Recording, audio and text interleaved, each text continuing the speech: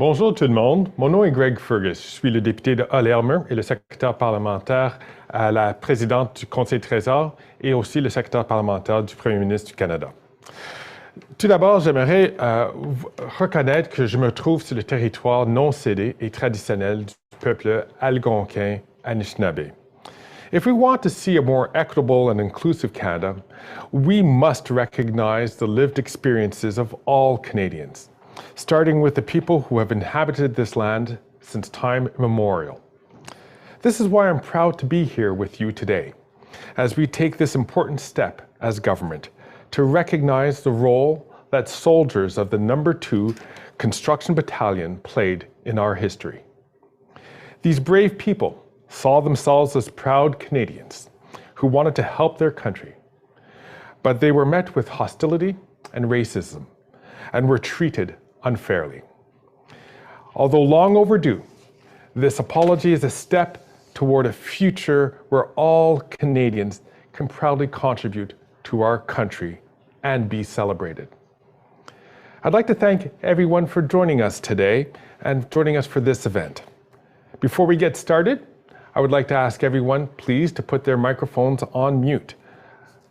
That way, this will eliminate background noise, helps with simultaneous translation, and enhances the sound for all participants. Please note that simultaneous interpretation is available, and you can access English, French, or floor feeds as you prefer. I'm looking forward to hearing from all our speakers today who are representing the federal and provincial governments, the Black Cultural Centre for Nova Scotia, as well as the larger Black community and the National Advisory Committee. So I'm very interested in hearing today's updates from our speakers. And before we do that, it is my pleasure to introduce Mr. Owen Lee, who will help kick things off with his beautiful renditions of O Canada and the Black National Anthem, Lift Every Voice. Owen?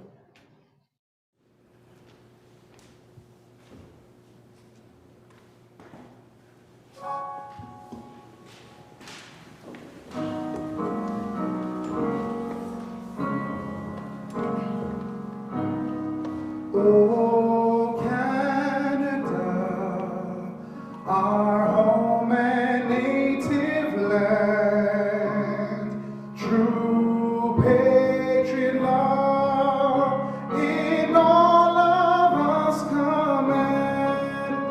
With glowing hearts we see thee rise, the true north, strong and free. From far and wide, O Canada, we stand on guard for thee. God, keep our land glorious and free. O Canada, we stand on guard for thee. O Canada, we stand on guard for thee.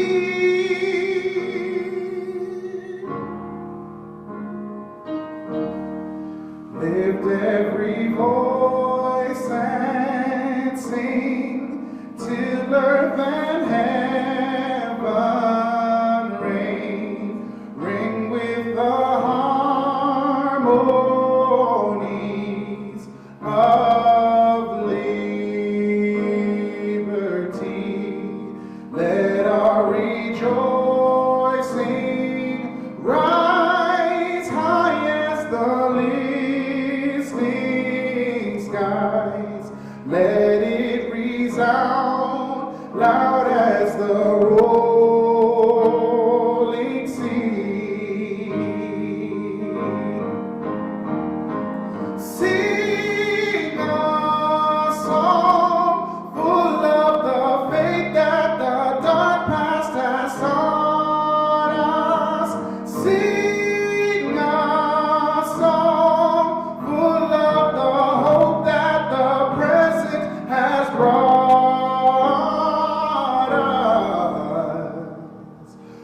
sing the rising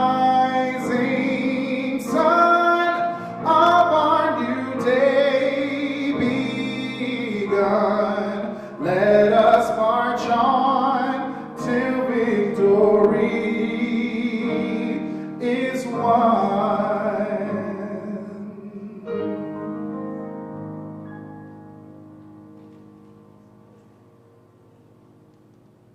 Thank you, Owen. That was just a powerful performance, and what an uplifting song. I'd like to turn it over now to the Executive Director of the Black Cultural Centre for Nova Scotia, Mr. Russell Gross, to talk about some of the work that they've been doing over at the BCCNS. Russell and his team have been committed to the preservation of Black history in Canada, and his work has led to this moment today. Russell, the mic is yours, brother. Thank you. Greetings, Your Honors, Minister Anand, MP Fergus, special guests, and friends.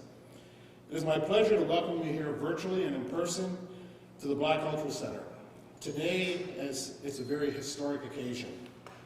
The story of the No. 2 Construction Battalion is a story of resilience, pride, honor, that was unfortunately marred with the effects of racial discrimination. Many years ago in this very space, the determination and curiosity of our dear departed friend, the late Senator Calvin Ruck, came to life with the chronicling of a little-known fact of Canadian history. Supported passionately by the late Captain George Borden, these two men made it their life's work to have the story of these brave men shared to a high level of awareness. I'm sure they'd be, if they were here with us today, they'd be very proud of the achievements that we've made and the moves that we've made to make this a remarkable part of Canadian history. And I'm proud to stand here today on their shoulders and continue that important work. Following the former Minister of Defence's intent to apologize that took place a year ago today, the Black Cultural Centre was tasked with working closely with government to gather meaningful consultation from Canadians on the important journey for the No. 2 Construction Battalion. I'm grateful to share that over the past year we developed a National Advisory Committee of 22 members that are made up of descendants, historians, and people that are passionate about the legacy of the No. 2. I could not be more proud to work with this special group of people that are made up of individuals from coast to coast. Over the last year, we've engaged with hundreds of descendants and individuals interested in the legacy of these brave men through local and national awareness events, a series of interactive national consultations, and feedback. This feedback has been powerful, to say the least, and it has given us the privilege to learn a little bit more about the members of the No. 2. It allowed us to dig deeper into who those men were and their important contribution to Canadian society and Canadian history. All of this was done in partnership with the Canadian Armed Forces and is a true example of what positive partnership between community and government can be like. All levels of government have demonstrated their commitment to this process. For the Government of Canada, whether it be the Government of Canada, the Province of Nova Scotia, the Town of Pictou, the Town of Truro, they all proudly stand with us as a diverse community.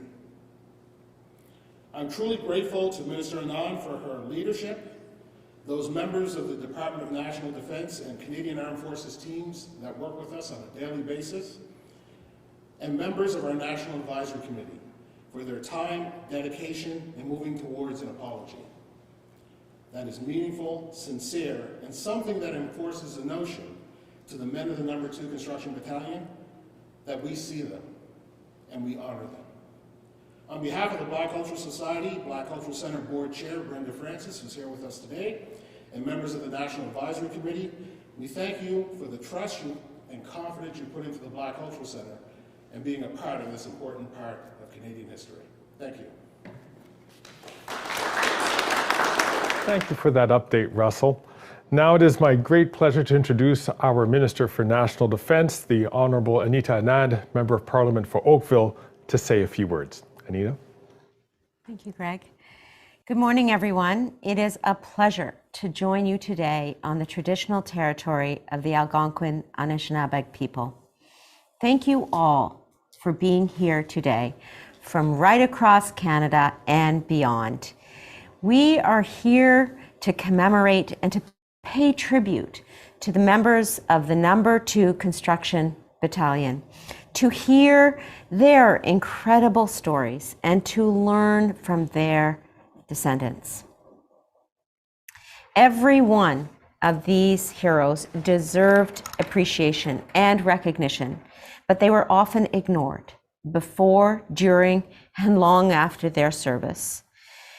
Today is an important step in our efforts to address this historical wrong and to ensure that we learn from the past in order to build a more equitable and just future for the members of our Canadian Armed Forces.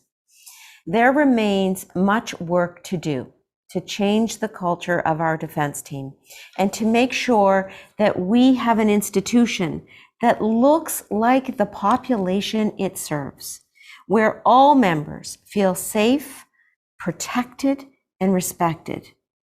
Every day, I will continue to work with General Eyre and with all Canadians to make progress on this mission. Today, in particular, we recognize the incredible work of many people and organizations who have contributed to this apology process.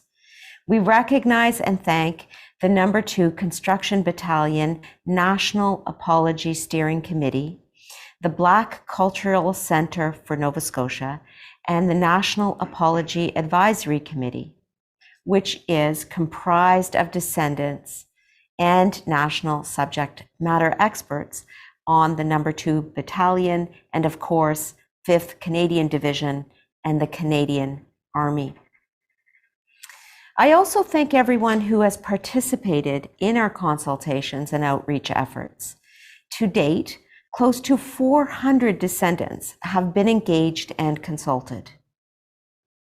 Many dedicated individuals have ensured that no detail is overlooked as we seek to identify and hear from as many descendants as possible to inform the apology and future commemoration initiatives. This is so important.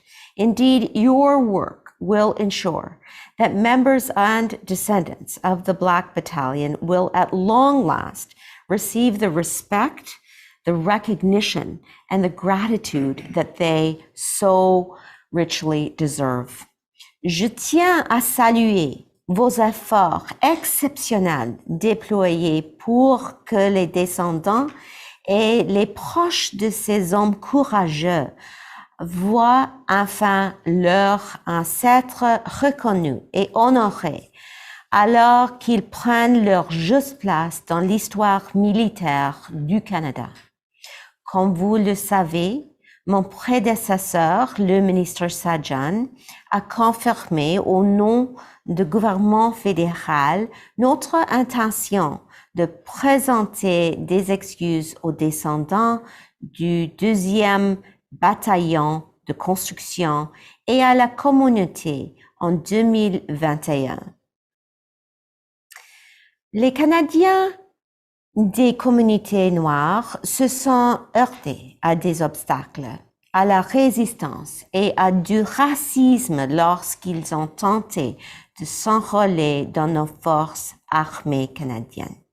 Et lorsque ces braves volontaires ont finalement été autorisés à s'enrôler en grand nombre, ils ont été marginalisés dans un bataillon non combattant réservé aux membres des communautés noires.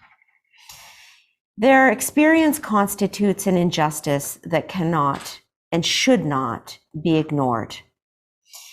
I, as minister, and our government are wholly committed to delivering a meaningful apology to address the discrimination that these men faced before, during, and long after their service.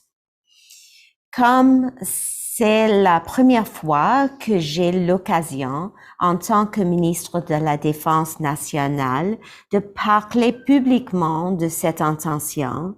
Je crois qu'il est important de réaffirmer cet engagement, tant à titre de ministre qu'au nom de notre gouvernement. Since this is the first time that I have had the opportunity to speak publicly on the number 2 Construction Battalion, I believe it is so important for me to reaffirm this commitment to deliver an apology as the Minister of National Defense and on behalf of our government. An apology that has long been requested by descendants and the community. I am deeply committed to this cause. Throughout my whole life, I have stood and fought for equal and fair treatment for people from all races, religions, and genders, among other minority characteristics. And this apology is top of mind for me now, while I am seized with advancing the necessary cultural change within the defense team and to create a more inclusive organization that reflects the diversity of Canadians we serve. When I met with the Black Cultural Centre of Nova Scotia at the beginning of March, I shared this sentiment and I recommitted to continue working with the organization to make sure that we get this right.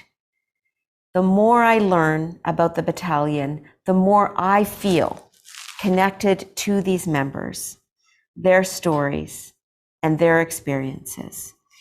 I know many of them came from right here in Nova Scotia, and yet, despite growing up in Nova Scotia myself, I did not learn of their stories until much later in my life. An entire community and generation were denied their heroes after the Great War, and we must therefore raise awareness and ensure that Canadians learn this history. This ongoing engagement with all of you will be of enormous value as we keep striving to grow and evolve. If you've not yet had the chance to participate in consultations, please visit the website for the upcoming announcements on when those additional sessions will take place.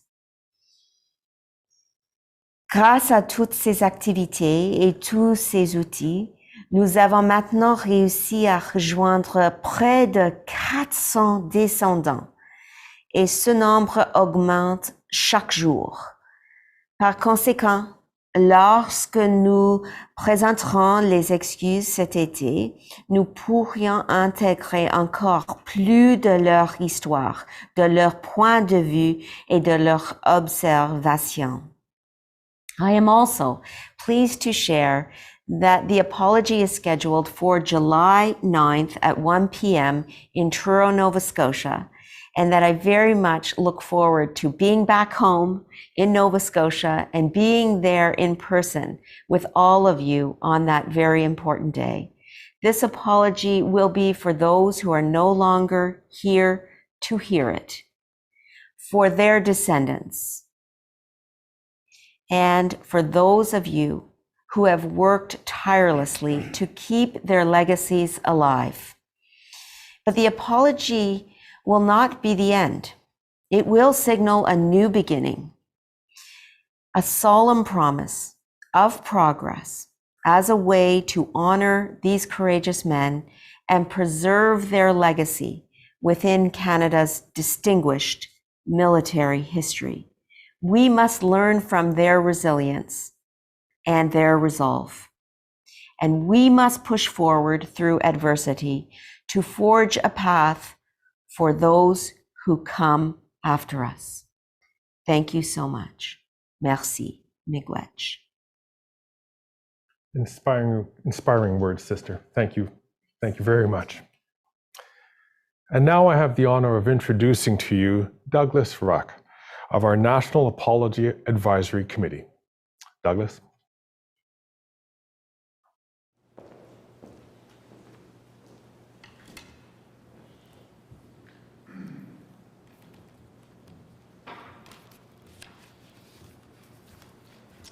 Thank you.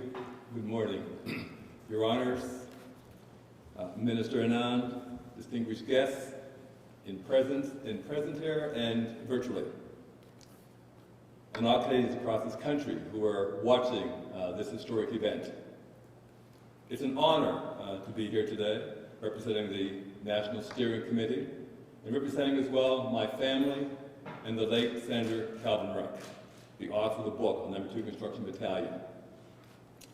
Thank you, Minister, for reaffirming the government's commitment to provide an apology to the men of the battalion and their descendants. As many of you know, March 28, 1917 was the very day in history when the men of the battalion formed at the Halifax waterfront, preparing to leave for England, waiting to head across the seas on the SS Southland. In many respects, those of us who now participate in this national consultation and in this forming of the apology and onwards are also preparing for a journey. It's a journey that will also take us to some degree into the unknown. The men of the battalion, every step they took towards trying to represent this country was met with racism, oppression, and disregard. They were told, this is not your war, this is a white man's war. They were effectively being told, this is not your country. You have no interest or no outcome in this war. But they persisted, and they continued to strive to be part of what was so important to them, to our community, and to Canadians in general, despite being dissuaded and told to go back home. As we come together in consultation, we are also facing a situation in which we are not sure of the outcome. The apology is important. Let us in no way diminish that. The words that are spoken, the way they are delivered, the person who delivers them, all this is significant. But equally so, and of even perhaps greater importance, is what comes after that. That's the unknown. The consultations made it very clear that if, in fact, the apology is not followed by substantive measures, then those words, despite the best of intentions, will have little meaning and minimal impact. Not only is it time for the men of the battalion and their descendants to receive an apology, it's time that changes take place. We heard the minister's commitment to reforming, restructuring, improving the Army, our Canadian forces. The time is here to make sure that happens. There's a part of me that will say to you right now, I'm disappointed that we're talking about this in the year 2022. But there's a part of me that also says to you, thank God that we are. My father, as was mentioned, strove his entire life to make a difference. He gave these speeches. He uttered these words. His hope was that I, the son, would not have to do the very same thing. And my hope is that my children, my daughters, my grandchildren will not stand before you someday saying the very same thing. The minister's words are important. They must make a difference. But if things remain the same, then all of this is for naught. If things don't change, and if we in this country, be it racialized or marginalized communities, do not feel this is our country, then the efforts of the battalion and their sacrifices have not been taken into proper account. So we have an opportunity to make a difference. The Government of Canada has an opportunity to make a difference. Promises have been made in the past. Apologies have been given in the past. All meant to be meaningful. All meant to be important. But sadly, sometimes the apologies are forgotten. We must not allow that to happen to the men of the battalion. The men of the battalion enlisted in obscurity. They trained in obscurity. They served in obscurity. And they came home to a country that was quite willing to allow their service and their sacrifice to fall into obscurity. The commitment for this government must be that the men of the battalion will not be allowed to fall into obscurity by default. This is a most significant moment in the history of this country. And the journey that we are now on must lead to a point that the men of the battalion are recognized, that the men of the battalion and their sacrifice is seen as being an example and a guidepost for the future, and making a difference as to how we live and how we appreciate and how we recognize others. The purpose of this journey is to ensure that that takes place. That is the cause of our journey, and that is what we must achieve. The consultation committees and those we've heard from across this country have made it very clear that as important as this apology might be, and as important as it is, what follows is as important, if not even more so. When we leave Truro on July the 9th, following that event, and that event will be celebratory, and will also be a time of solemn remembrance for those who gave so much and asked so little. But when we close that event, those descendants must go back to their homes, knowing, and they have the right to know, that there will be changes, that things will in fact be made different. That is why we're here. That's the purpose of our journey, and that must be the end result of our journey. Thank you very much.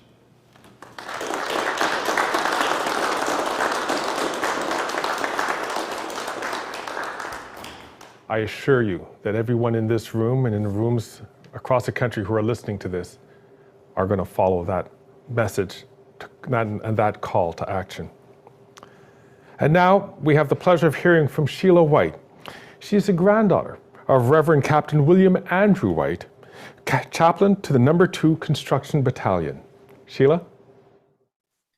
Well, thank you very much, Madam Minister, mayors, dignitary, colleagues, and friends.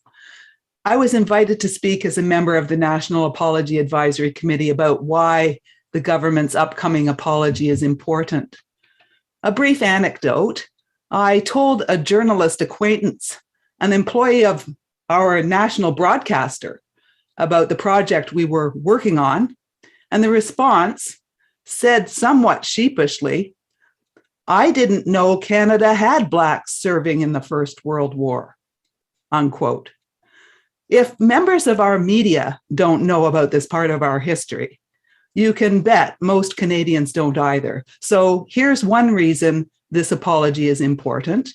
The national apology will lift the cloak of invisibility and will bring to light this incredible piece of history.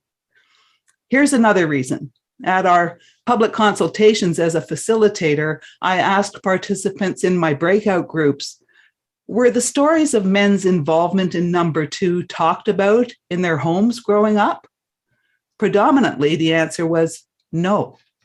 Some suggested it wasn't mentioned because of the element of shame that affected the Black men who served. Shame wrought from systemic disrespect. The government tried to keep them out. White soldiers didn't want to dine with them, sail with them, serve with them, or trust them to fight the enemy with them. As a granddaughter of the storied Reverend Captain W. Andrew White, I'd like to quote what he said to the United Baptist Convention in Wolfville, Nova Scotia on August the 28th, 1929. He said, "I have seen on the streets of London colored men from America, the West Indies, the Indians, the Chinese, the Japanese, and men from all quarters of the globe, dressed in the uniform of the Allies, doing their bit in the cause they called the cause of freedom and democracy. For a time, all barriers of race and color were broken down. They were comrades in arms. On the return to their homes, they expected to find the same conditions existing. Instead, they found other barriers they had never known before. I am reminded of the terms intergenerational trauma and institutional guilt, 21st century concepts being explored, understood, and embraced now. The trauma, shame, and guilt must be cleansed and healed. An apology is the right thing to do and must be expressed sincerely and forcefully. An apology gives voice to the story so the truth can sing and change can be realized and pride returned. And I'll end with a favorite quote of my mother's. As long as I keep my face toward the light, the shadows will fall behind me.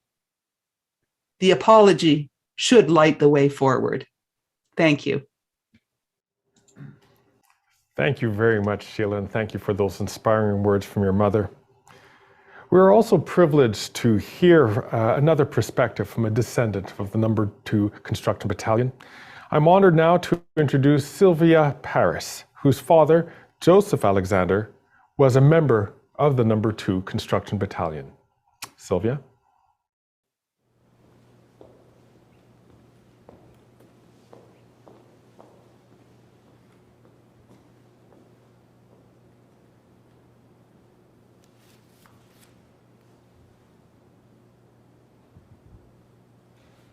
Thank you, MP Fergus. I want to acknowledge that I joined this event from Mi'kma'ki, the ancestral and unceded land of the Mi'kmaq people, and to acknowledge as well the presence over 400 years of African Nova Scotians, and we as a people acknowledging the support of the Mi'kma'ki and acknowledging, as we've said here previously, that we stand on the shoulders of those ancestors who came before us. And look back often for their wisdom. I'm appreciative of the federal government's striving to respond to the Black communities across the country, request for it to acknowledge the No. 2 Construction Battalion and provide redress for how the men of the Black communities were treated by military institutions and its leadership. I would imagine that my father, Joseph Alexander Paris, a private in the battalion, would be enheartened to experience not just the recognition of the No. 2 Construction Battalion, but also the inclusion of the wider Black community in an apology that actions echo words of the apology in a way that shows movement. The journey of fully appreciating the contributions of my father, my uncle, and all the Black men who fought to fight came to light through Calvin Ruck's book, The Black Battalion, Canada's Best Kept Military Secret. My career as an educator and my most recent role as CEO of the Delmore Buddy Day Learning Institute, which publishes Afrocentric resources for school and community, and most deeply, the gap in the memory of a child who missed the chance to sit at my father's knee and hear of his experiences in the battalion and the World War, affirms the importance of education in the public schools throughout all grades. I will continue to advocate for this story and the many untold stories of the contributions of Black people and what they have made, and it needs to be accessible to all. Throughout this process, co-led by the Black Cultural Centre of Nova Scotia, family members of the battalion have been able to gather to share their family stories and learn from each other. A place to express our feelings and grow the deep community relations beyond geographic borders have meant much to me. This amplifies those annual July gatherings held at the commemorative site in Pictou, Nova Scotia. As I acknowledge here today, Your Honors, community and government dignitaries, and individuals who are observing across the country, I want to say as well, I look forward to an apology that provides tangible ways for ensuring that the injustices of treatment of my father and uncle, and all the Black fathers and uncles of that time, are translated into policies and practices that validates the importance of ensuring that loss of opportunities and current barriers in all sectors are seen as priorities to be concentrated on by governments. Thank you, Minister Anand, for your leadership and collaboration. And thank you to all the event planners, the leaders of the various advisory groups, and most especially, thank you to those on whose shoulders we stand, who have made this journey happen, and who are listening, I would say, deeply, for the positive and right thing to happen. Thank you.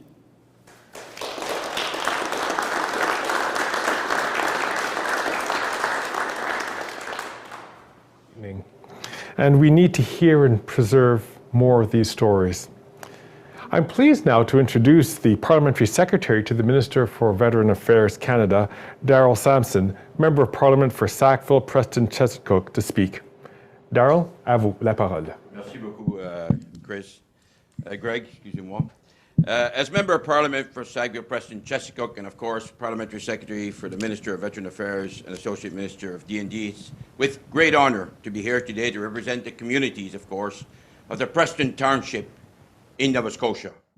I would like to take the opportunity, of course, to recognize the Black Cultural Centre, headed by Russell Gross and his team, and of course, the governing board for their leadership in their community, in their province, and in the country. Let me remind everyone that the Black Cultural Centre in Nova Scotia is the largest Black Cultural Centre in Canada. And also remind you that the largest Black intergenerational community in Canada is in North Preston. Au nom du ministre des Anciens Combattants, l'honorable Lawrence McCauley, et moi-même, nous voulons exprimer la reconnaissance au Centre culturel des Noirs en Nouvelle-Écosse pour les efforts visant à reconnaître, honorer et commémorer les Canadiens noirs en uniforme et à faire connaître la discrimination qu'ils ont subie lorsqu'ils ont essayé de servir leur pays. Cette histoire demeure une partie regrettable de l'histoire militaire au Canada. The men of the 2nd Battalion were not unlike any other Canadians who volunteered to serve in World War I, fiercely devoted to their country, willing to risk and even lose everything in the pursuit of a just peace. They felt compelled to be of service at a time when all hands were needed. And yet, when they tried to join the Canadian Expeditionary Force, they were initially turned down. Not because they weren't fit to serve, they were. Not because they couldn't fire a weapon, they could. Not because they had neither the strength nor the stamina to combat, they did. Only one thing set these men apart from the other Canadians who wanted to join the fight on the faraway battlefield. And that, my friends, was the color of their skin. My friends, they fought for the right to fight for Canada. Lorsque les hommes de la 2e Battalion de construction ont essayé de s'inscrire dans le corps expéditionnaire canadien, ils ont au début été refusés. Pas parce qu'ils n'étaient pas aptes au service, ils étaient. Pas parce qu'ils ne pouvaient pas utiliser l'arme à feu, ils pouvaient. pas parce qu'ils n'avaient pas la force ni l'endurance pour combattre. Ils l'avaient. Seule une chose séparait ces hommes des autres Canadiens, et cela était bien sûr la couleur de leur peau. Today, I, Daryl Sampson, on behalf of the Minister of Veteran Affairs, solemnly join my colleague, Minister Ahmad, and the Department of National Defense to reinstate our commitment of apology to the descendant of the No. 2 Construction Battalion. May we always remember their service, their sacrifice of the Black Canadians who fought so hard to serve in World War I, and who, of course, fought for the right to fight for Canada. Merci, thank you. Merci beaucoup, Daryl. Merci pour votre passion, pour votre amitié, pour votre soutien aux communautés noires à travers le Canada. It gives me great pleasure now to introduce to you the Honourable Sean Fraser, Minister for Immigration, Refugees and Citizenship Canada, and Member of Parliament for Central Nova, to say a few words. Sean? Thank you so much, Greg. Thank you, Minister Anand, for your extraordinary comments. Thank you, Greg, for hosting, Daryl for being here with us, to my colleagues at different levels of government in the room, but most importantly to the organizers and members of the community who've worked so hard to partner with the federal government to ensure that we do this the right way as we move towards the apology on July 9th for Canada's history with respect to the No. 2 Construction Battalion. You know, I grew up in Pictou County, 10 minutes away from the site of the No. 2 Construction Battalion.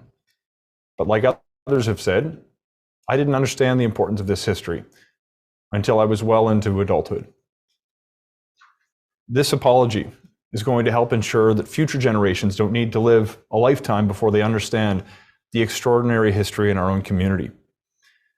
You know, when I reflect upon the speeches that we've heard so far, I feel privileged to be included at this event. We at home have a proud military history.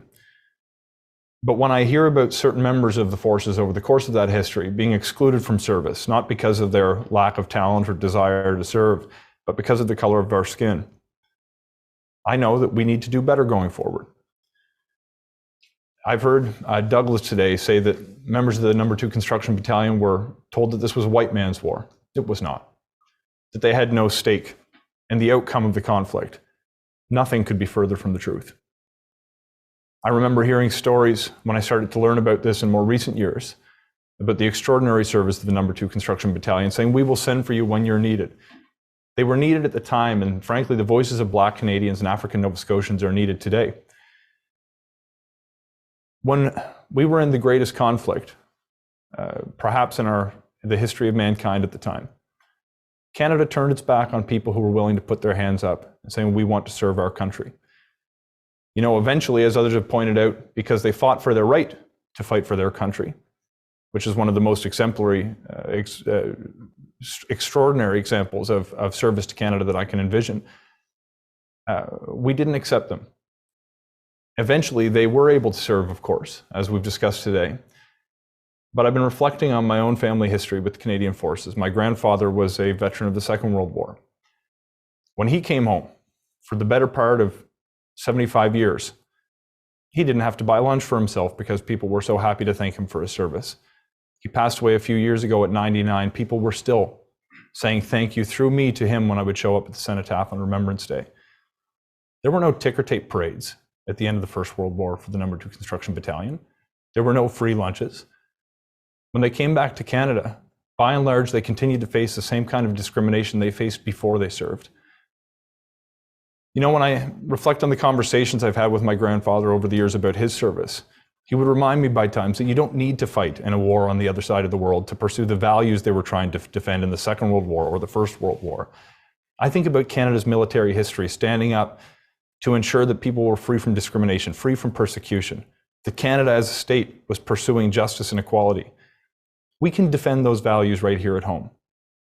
And I'd like to think in some small way that the commitment to apologize for discriminating against members of the No. 2 Construction Battalion on the basis of the color of their skin is a start. We can start to defend those values that so many fought for, including the No. 2 Construction Battalion overseas, by implementing those values at home. I look forward so much to being part of the ceremony on July 9th. I know that the apology won't erase a shameful chapter in our history, but it will create space for us to chart a better course for the future. And my commitment to you today is to be part of that exercise in partnership with the community, not standing alone from government thinking we know best, but listening to the voices in the community, the powerful stories that descendants have shared today, and making sure that we do this the right way going forward. I think it's important we, more than 100 years later, take this opportunity to reflect and to commit to do better. Such an honor to be here with you today. Thank you so much to the community for your advocacy over the years, and I look forward to continuing this conversation, not just until July 9th, but well into the future and beyond. Thank you. Thank you, brother, for those very important words. Well, this concludes the speaking portion of our program, or the speaker portion of our program, I should say. I'd like to thank you all so very much for joining us here. And I look forward to seeing you on July 9th when the apology comes. I'm also especially looking forward to the day that we will not have to gather to issue an apology to any other group that would have faced the same kind of discrimination that the No. 2 Construction Battalion had faced. Looking forward to the concrete steps that we'll be taking to ensuring that those better days. I now hand it over to Owen Lee to conclude today's event with a moving rendition of A Change Is Gonna Come. Owen.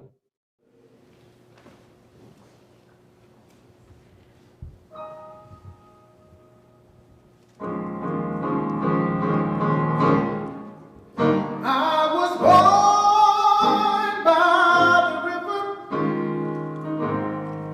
in a little tent door, just like the river I've been running ever since. It's been a long time coming, but I know change is gonna come. Oh, yes, it will, yeah. It's been too hard living, but I'm afraid to die. Oh, 'cause I don't know what's up there for me beyond the sky. It's been a long time coming, but I know change is gonna come, yeah. Oh, yes, it will. So I go to the movies and I go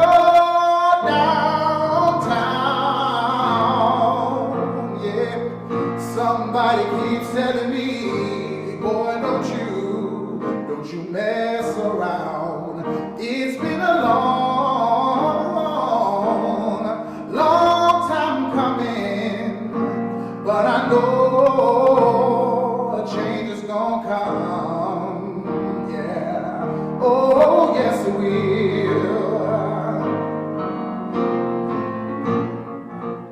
So I go to my brother.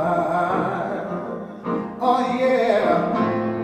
I said, brother,